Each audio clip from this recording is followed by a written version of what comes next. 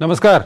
अंतर्राष्ट्रीय खबरों के हमारे इस बुलेटिन में आपका स्वागत है। मैं हूं चंद्रशेखर जोशी। इस बुलेटिन में हम आपको रूबरू करवाते हैं दुनिया भर की हलचल से। तो आइए शुरुआत करते हैं और सबसे पहले देखते हैं अंतर्राष्ट्रीय सुर्खियां। भारत ऑस्ट्रेलिया के बीच दिल्ली में दूसरी 2+2 मंत्री स्तरीय वार्ता। द्विपक्षीय, क्षेत्रीय और वैश्विक मुद्दों के साथ महत्वपूर्ण रणनीतिक साझेदारी को और मजबूत करने पर हुई चर्चा।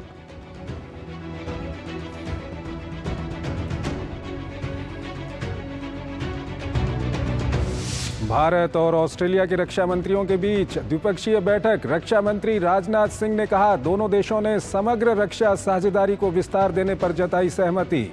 रिचर्ड माल्स ने कहा, भारत ऑस्ट्रेलिया के संबंध दुनिया के सबसे महत्वपूर्ण संबंधों में से एक।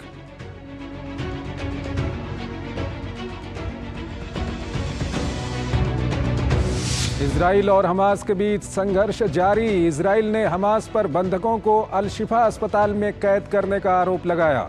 लातवियाई राष्ट्रपति का यरूशलेम और वेस्ट बैंक का दौरा। इजराइल के प्रति समर्थन किया व्यक्त। समय से पहले जन्मे बच्चों में से 28 मिस्र पहुंचे।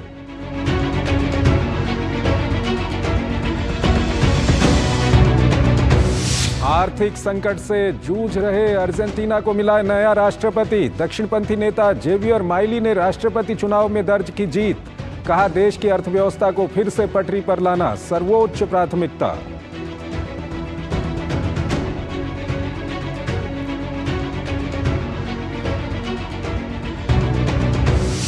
रूस यूक्रेन संघर्ष के बीच अमेरिकी रक्षा मंत्री लॉयड ऑस्टिन पहुंचे कीव। यूक्रेनी राष्ट्रपति जेलेंस्की से मुलाकात के दौरान हर संभव मदद का दिया आश्वासन। जेलेंस्की ने सहायता के लिए अमेरिका का जताया आभार। रूस के साथ लगी अपनी सीमा की क्रॉसिंग को फिनलैंड ने किया बंद। और आइए सबसे पहले आपको लिए चलते हैं एशिया की ओर।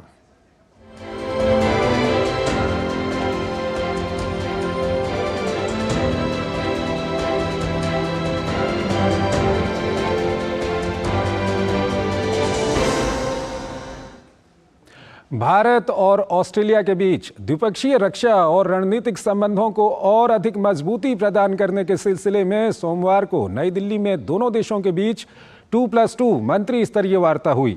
रक्षा मंत्री राजनाथ सिंह और विदेश मंत्री डॉक्टर एस जयशंकर और ऑस्ट्रेलिया के उप प्रधानमंत्री व रक्षा मंत्री रिचर्ड माल्स और विदेश मंत्री पेनी वोंग ने वार्ता में शिरकत की। रक्षा मंत्री राजनाथ सिंह ने कहा कि दोनों देशों के लगातार संबंध प्रगाढ़ हो रहे हैं। India and Australia are pursuing a comprehensive strategic partnership. Cooperation between our two countries has been consistently deepening as well as diversifying. More so since our inaugural 2+2 ministerial meeting in New Delhi in August 2021.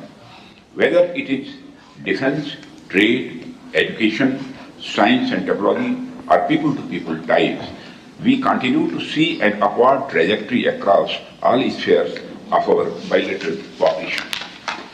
There is a consensus on both sides that is a strong India-Australia partnership will augur well. और वहीं विदेश मंत्री doctor S Jaishankar ने कहा कि दोनों देशों के संबंधों में काफी प्रगति हुई है। सुरक्षा और स्थिरता के लिहाज से इस क्षेत्र के दूसरे देश भी हमारी तरफ देख रहे हैं। Bilateral relationship has certainly grown rapidly, but that it has larger implications for the region, and a lot of other countries look to us and to our relationship in many ways as a factor of stability and security. विदेश मंत्री doctor S Jaishankar ने कहा, दुनिया में चल रही अनिश्चितताओं के बीच हमें क्षेत्र में स्थिरता के लिए काम करना होगा। This has happened at a time when there is increasing uncertainty in the world. We are seeing sharper polarization, deeper stresses, and today, while it is important to ensure that the routine is there for the region to feel safer, so we have to build and we have to act for stability on a daily basis. वहीं Australia के विदेश मंत्री पेनी Wong ने कहा कि दोनों देशों की साझेदारी क्षेत्र के लिए बेहद महत्वपूर्ण है। This is a partnership which is consequential for us, but it is crucial for our region. and we see you, India, as central, crucial to the sort of region we continue to work for, peaceful, stable, prosperous, in which sovereignty is respected. इसके साथ ही नई दिल्ली स्थित Hyderabad house में भारत और Australia के रक्षा मंत्रियों की सोमवार को बैठक हुई। बैठक को संबोधित करते हुए रक्षा मंत्री राजनाथ सिंह ने कहा कि हम रक्षा के सभी क्षेत्रों में अपनी साझेदारी का विस्तार करना चाहते हैं। उन्होंने ये भी कहा कि आज की बैठक हमारी रक्षा साझेदारी को और भी गहरा करने के हमारे संकल्प की पुष्टि करेगी। वहीं उनके ऑस्ट्रेलियाई समकक्ष रिचर्ड माल्स ने कहा कि हम अपने रक्षा संबंधों को द्विपक्षीय संबंधों के लिए काफ़ी महत्वपूर्ण मानते हैं। Strong consensus in India on advancing our partnership in all the domains of defense. Excellency, during our earlier discussions, we were able to identify areas and initiatives where our two countries could collaborate. I am happy to note the progress already made in many of these areas. Today's meeting will give us an opportunity to reaffirm our resolve to further deepen our defense partnership. This year has been a year of firsts. We've had so many first steps that have been taken which have built the ballast of our defence relationship, and we are so pleased with that. It's been a high watermark of our defence engagement, and we are very excited about the opportunity of our meeting today to take that forward in the future. We see the defence relationship as critical to the whole bilateral relationship, and we see our relationship with India as being right up there as amongst the most important relationships that we have in the world. एक छोटा सा break. साल बरस और सदी नहीं, एक युग गुजर जाएगा।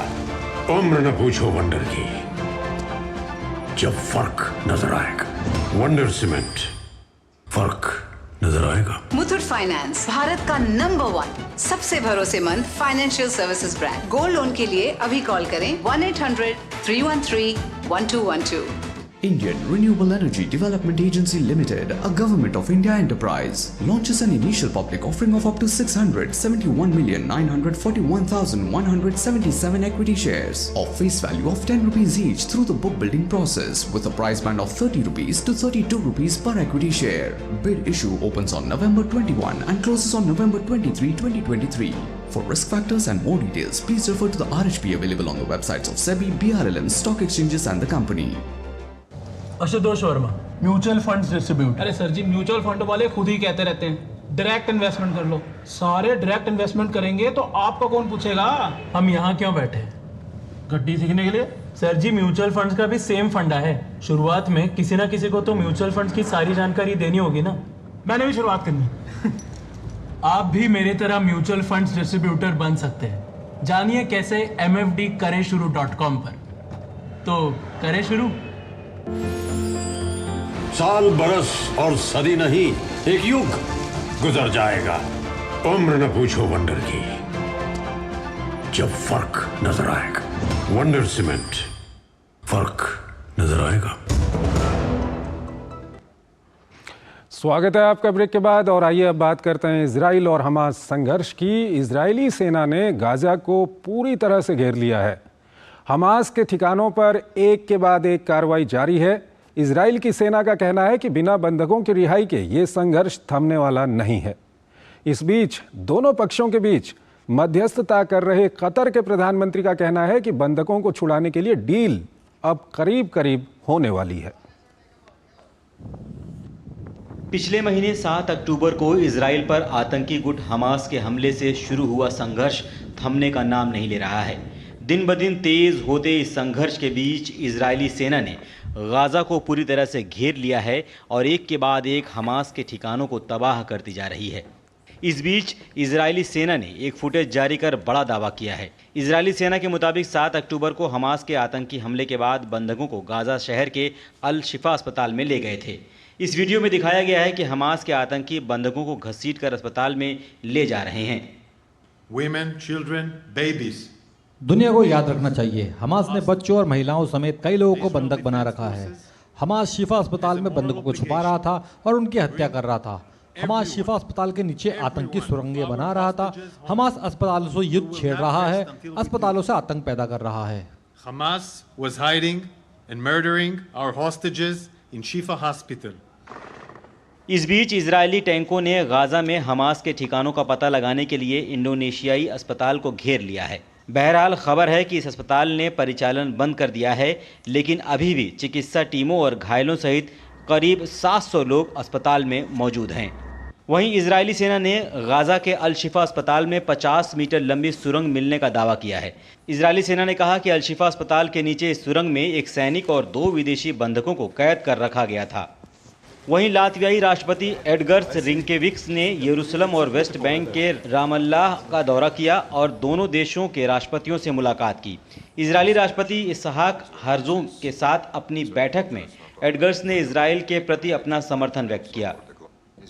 हम इजराइल के लड़ने के अधिकार का समर्थन करते हैं। हम सभी बंधकों की रिहाई सुनिश्चित करने के लिए अपना सर्वश्रेष्ठ प्रयास करेंगे। मैं ये भी मानता हूँ कि इजराइल जिस स्थिति का सामना कर रहा है वह वास्तव में खतरनाक है, न केवल क्षेत्र के लिए बल्कि पूरी दुनिया के लिए भी।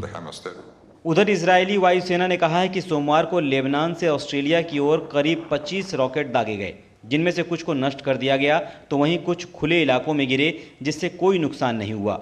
वायुसेना ने जवाबी हमले में लेबनान क्षेत्र के हिजबुल्लाह के बुनियादी ढांचे को निशाना बनाया। इस बीच हमास के कब्जे से बंधकों को छुड़ाने की कोशिश लगातार जारी है। कतर के प्रधानमंत्री शेख अब्दुल्ला बिन नासिर बिन खलीफा अल थानी ने कहा कि हम बंधकों को छुड़ाने के लिए डील के करीब पहुंच गए हैं। मुझे लगता है कि हम एक समझौते तक पहुंचने के काफी करीब हैं, जो लोगों को सुरक्षित रूप से उनके घर वापस ला सकता है। हालांकि बीती रात इजरायली प्रधानमंत्री नेतन्याहू ने किसी डील पर पहुंचने के दावे को खारिज करते हुए कहा, अब ऐसी कोई डील नहीं होगी। इस बीच अमेरिका में इजराइल के राजदूत माइकल हर्जोग ने कहा कि हमें उम्मीद है कि आने वाले दिनों में हमास द्वारा बड़ी संख्या में बंधकों को रिहा किया जा सकता है। हमें उम्मीद है कि हम आने वाले दिनों में बड़ी संख्या में बंधकों को मुक्त करा सकेंगे। इस तरह के समझौते की संभावना है, लेकिन ये बहुत ही गंभीर प्रयास है और मुझे उम्मीद है कि आने वाले दिनों में हम एक समझौता कर सकते हैं। इस बीच बीजिंग में अरब और मुस्लिम देशों के मंत्रियों ने गाजा में तत्काल युद्ध विराम का आह्वान किया। वहीं सऊदी अरब के विदेश मंत्री ने कहा कि गाजा में मानवीय सहायता ज़्यादा से ज़्यादा पहुँचाई जानी चाहिए। हमें गाजा में तुरंत संघर्ष रोकना चाहिए, तुरंत गाजा में मानवीय आपूर्ति पहुंचनी चाहिए। उधर कल अल शिफा अस्पताल से निकाले गए समय से पहले जन्मे बच्चों में से 28 रफाह क्रॉसिंग के माध्यम से मिस्र पहुंच गए हैं। गौरतलब है कि इन बच्चों का इलाज अब मिस्र में ही चलेगा। यमन के हाउथी विद्रोहियों ने लाल सागर में तुर्की से भारत जा रहे एक मालवाहक जहाज का अपहरण कर लिया। बताया जा रहा है कि हाउथी विद्रोही इस जहाज पर हेलीकॉप्टर से उतरे। उन्होंने जहाज का संबंध इजराइल से बताकर इसका अपहरण किया। वहीं इजराइल का कहना है कि इस जहाज का इजराइल से कुछ भी लेना देना नहीं है। इजराइल ने अपहरण के लिए ईरान को दोषी ठहराया है, तो ईरान ने सभी आरोपों से इनकार किया है। गाजा में आतंकी गुट हमास के समर्थन में इजराइल के खिलाफ उतरे यमन के ईरान समर्थित हूती विद्रोहियों ने रविवार को लाल सागर में एक जहाज का अपहरण कर लिया। तुर्की से भारत जा रहे इस मालवाहक जहाज पर विभिन्न देशों के चालक दल के करीब 25 सदस्य सवार हैं। ईरान समर्थित हूती विद्रोहियों ने लाल सागर में एक मालवाहक जहाज को हाईजैक कर लिया और उसके चालक दल को बंधक बना लिया। इस अपहरण को अंजाम देने के लिए हूती विद्रोही बीच समंदर तैर रहे मालवाहक जहाज गैलेक्सी लीडर पर हेलीकॉप्टर से उतरे और जहाज में मौजूद सभी सदस्यों समेत जहाज को अपने कब्जे में ले लिया और उसे लेकर यमन के एक बंदरगाह पर पहुंचे। हूती गुट के मुताबिक उन्होंने पहले ही इजराइल और उसकी कंपनियों के स्वामित्व वाले या उनके द्वारा संचालित सभी जहाजों को निशाना बनाए जाने की चेतावनी दे दी थी। हम इजराइल के सभी जहाज़ों या उससे जुड़े सभी जहाज़ों के लिए अपनी चेतावनी दोहराते हैं कि हम उनको अपना निशाना बनाएंगे। हम सभी देशों से आग्रह करते हैं जिनके नागरिक लाल सागर में काम करते हैं वे इजरायली जहाज़ों या इजरायलियों के स्वामित्व वाले जहाज़ों में किसी भी प्रकार की गतिविधि से दूर रहें। उधर इजराइल ने हूती के दावे को दरकिनार करते हुए कहा कि यह जहाज हमारा नहीं है और एक ब्रिटिश स्वामित्व वाले और जापानी संचालित मालवाहक जहाज है। इजराइल ने इस घटना को अंतर्राष्ट्रीय समुद्री सुरक्षा के लिए खतरा बताते हुए आतंकवाद का ईरानी कृत्य बताया। वहीं जापान ने ब्रिटिश स्वामित्व वाले जापानी संचालित मालवाहक जहाज के अपहरण की कड़ी निंदा करते हुए चालक दल के सभी सदस्यों की शीघ्र रिहाई की मांग की है। हालांकि गैलेक्सी लीडर पर कोई जापानी नागरिक नहीं है। परिवहन मंत्रालय और विदेश मंत्रालय सहित अन्य मंत्रालय और एजेंसियां जानकारी इकट्ठा कर रही हैं और जहाज और उसके चालक दल की शीघ्र रिहाई के लिए संबंधित देशों के साथ काम कर रही हैं। चालक दल में कोई जापानी नागरिक नहीं है। सरकार इस तरह की घटना की कड़ी निंदा करती है। इस बीच ईरान ने हूती विद्रोहियों द्वारा लाल सागर में जहाज के अपहरण में शामिल होने से इनकार किया है। ईरान ने कहा है कि इजराइल झूठ बोलकर इस मामले में हमारे देश का नाम ले रहा है। गौरतलब है कि इजराइल हमास संघर्ष के बीच यमन के ईरान समर्थित हूती विद्रोही भी इजराइल पर हमले के दावे करते रहा है। बता दें, हूतियों ने 2014 में यमन की राजधानी सना पर कब्जा कर लिया था और देश के बड़े हिस्से पर नियंत्रण कर लिया था। एक छोटा सा ब्रेक। साल बरस और सदी नहीं, एक युग गुजर जाएगा। उम्र न पूछो वंडर की, जब फर्क नजर आएगा। वंडर सीमेंट, फर्क नजर आएगा। Indian Renewable Energy Development Agency Limited, a Government of India enterprise, launches an initial public offering of up to 671,941,177 equity shares of face value of 10 rupees each through the book building process with a price band of 30 rupees to 32 rupees per equity share. Bid issue opens on November 21 and closes on November 23, 2023. For risk factors and more details, please refer to the RHP available on the websites of SEBI, BRLM, stock exchanges and the company. स्वागत है आपका break के बाद और आइए अब आपको दिखाते हैं अमेरिकाना।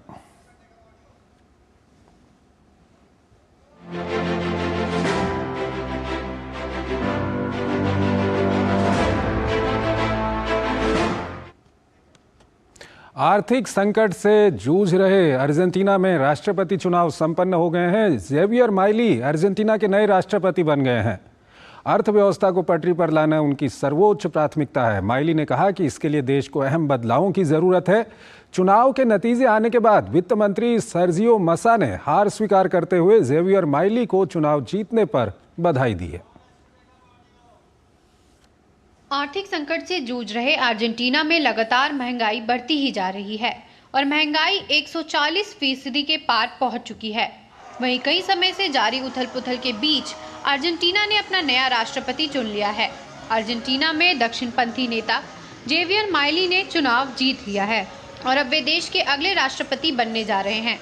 राष्ट्रपति चुनाव में माइली को लगभग 56% वोट मिले, जबकि उनके प्रतिद्वंदी और अर्जेंटीना के वित्त मंत्री सर्जियो मस्सा पहले दौर के चुनाव में बढ़त बनाने के बावजूद महज 44% मत ही हासिल कर पाए। जीत के बाद जेवियर माइली ने कहा कि देश की अर्थव्यवस्था को फिर से पटरी पर लाना उनकी सर्वोच्च प्राथमिकता है। आज हम अपने इतिहास के पन्ने पलट रहे हैं और उस रास्ते पर लौट रहे हैं जिसे हमें कभी नहीं खोना चाहिए था। पतन का मॉडल समाप्त हो गया है। पीछे मुड़कर देखने का अब कोई रास्ता नहीं है। दुनिया में सबसे अमीर देश होने से लेकर आज हम 130वें स्थान पर हैं। अर्जेंटीना के आधे लोग गरीब हैं और अन्य 10% लोग बेसहारा हैं। आज हम वैश्विक शक्ति बनने के लिए उदारवादी मॉडल को अपना रहे हैं। जेवियर माइली ने साथ ही अर्जेंटीना के लोगों में नई ताकत के संचार की वकालत की। उन्होंने कहा कि देश को अब अहम बदलावों की जरूरत है, जिसमें हम दुनिया के अन्य देशों के साथ कंधे से कंधा मिलाकर चल सके। अर्जेंटीना की स्थिति गंभीर है। हमारे देश को जिन बदलावों की जरूरत है वे बहुत बड़े हैं। आधे अधूरे उपायों के लिए कोई जगह नहीं है। मैं आप सभी को बताना चाहता हूँ कि अर्जेंटीना का एक भविष्य है और यह भविष्य उदारवाद पर आधारित है। वहीं चुनाव के नतीजे आने के बाद वित्त मंत्री सर्जियो मस्सा ने हार स्वीकार करते हुए जेवियर माइली को चुनाव जीतने पर बधाई दी। उन्होंने साथ ही कहा कि अर्जेंटीना में राजनीतिक, सामाजिक और आर्थिक प्रणालियों के कामकाज को निश्चितता और गारंटी प्रदान करने की जिम्मेदारी जेवियर माइली की है। मैं आपको बताना चाहता हूं कि जाहिर तौर पर नतीजे वो नहीं है जिनकी हमें उम्मीद थी। मैंने जेवियर माइली को बधाई देने और उन्हें शुभकामनाएं देने के लिए उनसे बात की है, क्योंकि अर्जेंटीना की जनता ने अगले 4 सालों के लिए उन्हें राष्ट्रपति चुना है। उधर अर्जेंटीना में चुनाव नतीजों के साथ ही देश में कई जगहों पर जश्न मनाना शुरू हो गया। राजधानी ब्यूनस आयर्स में जेवियर माइली के समर्थक सड़कों पर उतर आए। वहीं समर्थकों ने जीत पर खुशी जताते हुए कहा कि माइली के नेतृत्व में देश अब नया अर्जेंटीना बनकर उभरेगा। मुझे लगता है कि अर्जेंटीना को बदलाव की ज़रूरत है और मेरी उम्मीदें हैं कि देश में सुधार होगा। मुझे उम्मीद है कि माइली हमें निराश नहीं करेंगे। पहले की सरकारों ने देश की स्थिति को बद से बदतर कर दिया है। गौरतलब है कि जेवियर माइली के सामने कई चुनौतियां होंगी। उन्हें सरकार और केंद्रीय बैंक के खाली खजाने, अंतर्राष्ट्रीय मुद्रा कोष के 44 अरब डॉलर के ऋण समेत बढ़ती मुद्रास्फीति और पूंजी नियंत्रण की मुश्किल चुनौतियों से निपटना होगा। अब यह देखना दिलचस्प होगा कि राष्ट्रपति के रूप में माइली अर्जेंटीना के लोगों की उम्मीदों पर खड़ा होने के साथ ही देश की अर्थव्यवस्था को वापस पटरी पर ला पाने में सफल हो पाते हैं या नहीं। ग्लोबल आईटी की दुनिया में भारी हलचल देखने को मिल रही है। माइक्रोसॉफ्ट ने सबको चौंकाते हुए ओपन एआई के पूर्व सह संस्थापक सैम ऑल्टमैन को अपने समूह में शामिल करने की बात कही है। दरअसल 17 नवंबर को सैम ऑल्टमैन को चैट जीपीटी निर्माता ओपन एआई के सीईओ के पद से हटा दिया गया। सिलिकॉन वैली के शीर्ष पदों में हाल के दिनों में काफी बदलाव देखा जा रहा है। ऐसे में माइक्रोसॉफ्ट ने सबको चौंकाते हुए ओपन एआई के पूर्व सह संस्थापक सैम ऑल्टमैन को अपने समूह में शामिल करने की बात कही है। बता दें कि बीते 17 नवंबर को सैम ऑल्टमैन को चैट जीपीटी निर्माता ओपन एआई के सीईओ के पद से हटा दिया गया था। माइक्रोसॉफ्ट के चेयरमैन और सीईओ सत्या नडेला ने सोशल मीडिया साइट एक्स पर इस नई नियुक्ति के बारे में जानकारी देते हुए बताया कि हम ओपन एआई के साथ अपनी साझेदारी के लिए प्रतिबद्ध हैं और हम अपने उत्पाद रोडमैप माइक्रोसॉफ्ट इग्नाइट में घोषित हर चीज के साथ नवाचार जारी रखने की हमारी क्षमता और हमारे ग्राहकों और भागीदारों का समर्थन जारी रखने की हमारी क्षमता पर भरोसा है। हम एम्पेटशियर और ओएआई की नई टीम को जानने और उनके साथ काम करने के लिए उत्सुक हैं। हम सब यह खबर साझा करते हुए बेहद उत्साहित हैं कि सैम ऑल्टमैन और ग्रेग ब्रॉकमैन अपने सहकर्मियों के साथ एक नई उन्नत एआई अनुसंधान टीम का नेतृत्व करने के लिए माइक्रोसॉफ्ट में शामिल होंगे। हम उन्हें उनकी सफलता के लिए आवश्यक संसाधन उपलब्ध कराने के लिए शीघ्रता से आगे बढ़ने की आशा रखते हैं। इस बीच सत्या नडेला के इस ऐलान पर सैम ऑल्टमैन ने नडेला के फैसले का समर्थन करते हुए कहा कि यह मिशन जारी रहेगा। इस बीच ओपन एआई से ऑल्टमैन की विदाई पर सवाल उठाते हुए एक्स के मालिक एलन मस्क ने कहा कि कंपनी को ऑल्टमैन के बाहर निकालने के पीछे का कारण जनता को बताना चाहिए और हो सकता है कि कुछ ऐसा हो जिसके बारे में लोग नहीं जानते हों। आपको बता दें कि माइक्रोसॉफ्ट ने ओपन एआई को 2019 में 1 अरब डॉलर और 2023 में 10 अरब डॉलर की फंडिंग दी थी। चैट जीपीटी द्वारा निर्मित कंपनी ओपन एआई को सुरक्षित तरीके से इंसानों को फायदा पहुंचाने वाली एआई तकनीक के विकास के उद्देश्य से 2015 में बनाई गई थी। एक नॉन प्रॉफिट ऑर्गेनाइजेशन के रूप में शुरू हुई इस कंपनी के को चेयर सैम ऑल्टमैन और एलन मस्क थे। एक छोटा सा break. Indian Renewable Energy Development Agency Limited, a Government of India enterprise, launches an initial public offering of up to 671,941,177 equity shares of face value of 10 rupees each through the book building process with a price band of 30 rupees to 32 rupees per equity share. Bid issue opens on November 21 and closes on November 23, 2023. For risk factors and more details, please refer to the RHP available on the websites of SEBI, BRLM, stock exchanges and the company. साल बरस और सदी नहीं, एक युग गुजर जाएगा। उम्र न पूछो वंडर की, जब फर्क नजर आएगा। वंडर सीमेंट, फर्क नजर आएगा। स्वागत है आपका ब्रेक के बाद और आइए अब बात करते हैं यूरोप की।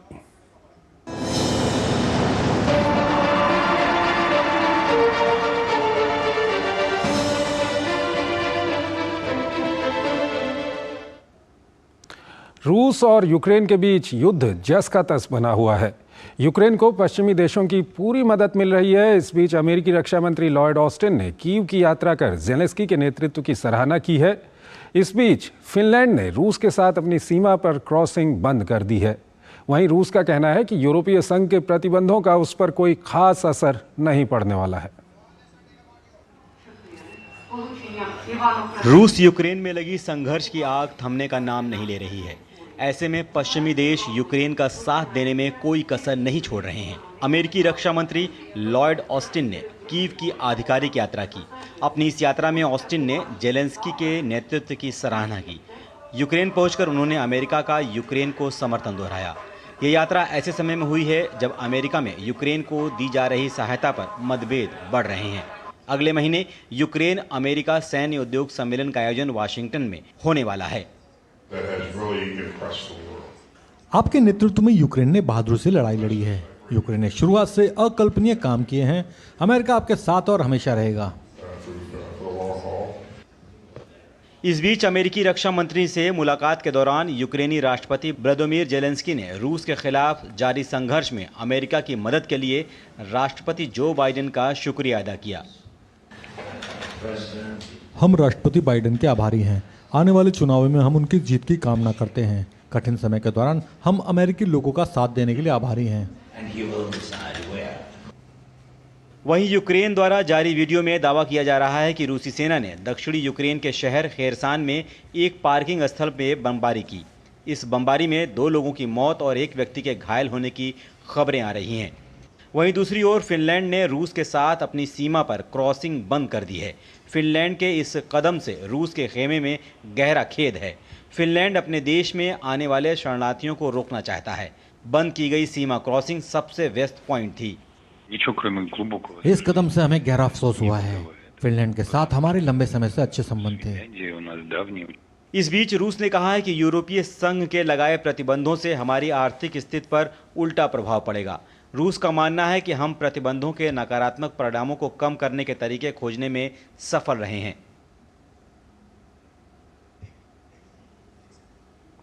एक छोटा सा ब्रेक लेते हैं यहाँ पर। साल बरस और सदी नहीं, एक युग गुजर जाएगा। उम्र न पूछो वंडर की, जब फर्क नजर आएगा। वंडर सीमेंट, फर्क नजर आएगा। Indian Renewable Energy Development Agency Limited, a Government of India enterprise, launches an initial public offering of up to 671,941,177 equity shares of face value of 10 rupees each through the book building process with a price band of 30 rupees to 32 rupees per equity share. Bid issue opens on November 21 and closes on November 23, 2023. For risk factors and more details, please refer to the RHP available on the websites of SEBI, BRLM, stock exchanges and the company. स्वागत है आपका break के बाद और आइए अब आपको दिखाते हैं दुनिया का दिल।